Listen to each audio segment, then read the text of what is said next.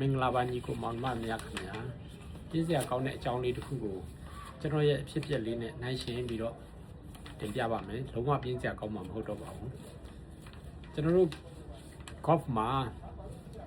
အရေးကြီးဆုံးကကျင့်ဝတ်စံနှုန်းပါအဲ့ဒါကြောင့်လည်းလူကြီးလူကောင်းအားကစားလို့ခေါ်ပါတယ် golf ကစားနေတိုင်းလူကြီးလူကောင်းတော့မဖြစ်ပါဘူးကျင့်ဝတ်စံနှုန်းကိုလိုက်နာမှသာလျှင်လူကြီးလူကောင်းအားကစားမှာရှိတဲ့လူကြီးလူကောင်းတို့ခေါ်ရမှာပါကဘာကျော်ဖြစ်တဲ့လေးနဲ့ကျွန်တော်ဖြစ်တဲ့လေးနှစ်ခုကိုရှင်းပြပါမယ်ပြီးရင်ဒီအကြောင်းကိုပြောပြပါမယ်အရင်ဆုံးတော့စီမင်းလေးတစ်ခုအရင်ပြောပြရအောင်ပါကျွန်တော်တို့ rule number 1.2 မှာ standards of players conduct လို့ခေါ်ပါတယ် etiquette ပေါ့ဗျာကစားသမားရဲ့ကျင့်ဝတ်စံနှုန်းများမှာအကြောင်းအရာနှစ်ခုပြောပြပါတယ်သူကဂုဏ်သိက္ခာရှိစွာပြုမှုခြင်းနဲ့တခြားကစားသမားများပေါ်မှာယူသားတိစနာတိတက်မှုရှိခြင်းလို့နှစ်ချက်ရှိပါတယ်အဲ့ဒီမှာဂုဏ်သိက္ခာရှိစွာပြုမှုခြင်းဆိုတာဘယ်လိုမျိုးလဲဆိုတဲ့ definition ကိုလည်းသူပြန်ဖွဲ့ပေးထားပါတယ်စီမင်းများကိုယ်တိုင်သိရှိလိုက်နာခြင်းနဲ့ပြစ်ဒဏ်များကိုကိုယ်တိုင်ကြခံခြင်းပါလွန်ခဲ့တဲ့ရက်ပိုင်းကကျွန်တော်ဗီဒီယိုလေးတစ်ခုကြည့်မိပါတယ်Justin Thomas ကသူ့ဘောလုံးရိုက်လိုက်တဲ့ဘောလုံးဒီဘန်ကာရဲကိုကျသွားတယ်ဘန်ကာရဲကျသွားတဲ့အချိန်မှာဘန်ကာနာကကြောက်ခဲလေးကိုသူဖယ်လိုက်တဲ့အချိန်မှာဘောလုံးကလှုပ်သွားတယ်ရွှေ့သွားတယ်ဘယ်ကစားသမားမှမမြင်ဘူးဘယ်သူမှမသိဘူးဒါပေမဲ့သူသိတယ်သူသိတဲ့အခါမှာစီမင်းအရာရှိ rule official ကိုသူခေါ်တယ် rule official ရောက်လာတဲ့အချိန်မှာသူဒီလိုတဘာဝအမိုက်ကိုဖယ်ရှားရနေပြီးတော့ဘောလုံးရွှေ့သွားတဲ့အကြောင်းသူပြစ်ဒဏ်တစ်ချက်ကြခံမဲ့အကြောင်းသူတင်ပြပြီးတော့ပြစ်ဒဏ်တစ်ချက်ကြခံခဲ့ပါတယ်ဒါဟာဂုဏ်သိက္ခာရှိစွာပြုမှုခြင်းပါပဲကိုယ်တိုင်ကိုကျူးလွန်ခဲ့တဲ့ပြစ်ဒဏ်ကိုကိုယ်တိုင်ကြခံခြင်းပါပဲဒါမှသာလျှင်လူကြီးလူကောင်းအားကစားမှာကစားနေတဲ့ gentleman ဖြစ်ပါတယ်လွန်ခဲ့တဲ့9နှစ်လောက်ကဒေါက်တာခက်နိုင်လေးစားပိုင်ရှင်ဒေါက်တာခက်နိုင်ရဲ့မွေးနေ့ပွဲလေးကို Star City Link မှာကျွန်တော်ကပဲ organizer လုပ်ပြီးတော့ကျင်းပပေးခဲ့ဖြစ်ပါတယ်အဲ့ဒီပွဲမှာကျွန်တော် DQ ကျသွားတယ် DQ ချတဲ့လူကကျွန်တော်ကိုယ်တိုင်ပဲဖြစ်ပုံကကျွန်တော် wrong ball မှရိုက်မိတယ်ကျွန်တော်ဘောလုံးကညာဘက် right ထဲဝင်သွားတယ်ကျွန်တော် carry 1 8ကကျွန်တော်သွားရှာရရနေ3မိနစ်မပြည့်ခင်မှာဆရာဘောလုံးတွေ့ပြီးတဲ့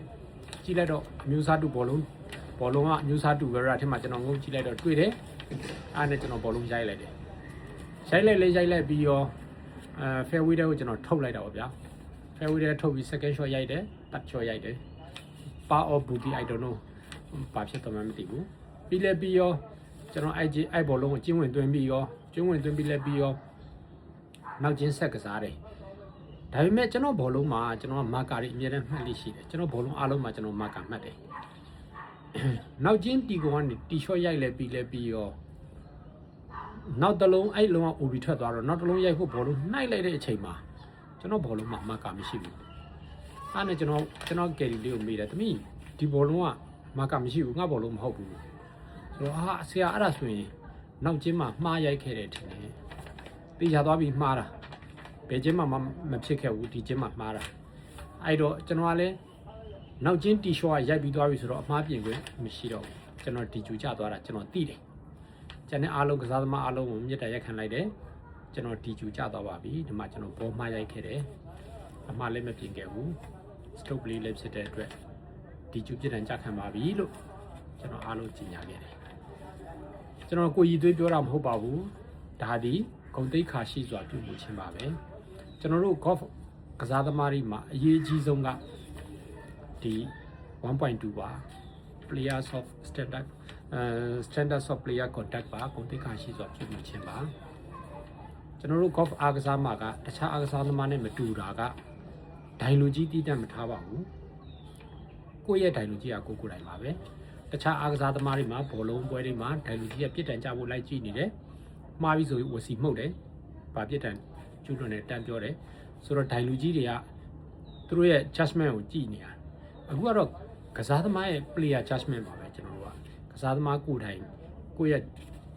စီမင်းကိုကိုယ်တိုင်လိုက်နာပြီးကိုယ့်အတွက်ကိုပြစ်ဒဏ်ကြခံရပါတယ်ကျွန်တော်တို့ဒိုင်လူကြီး referee လုပ်တယ်ဆိုပွဲထဲမှာလိုက်လုပ်တာဒီ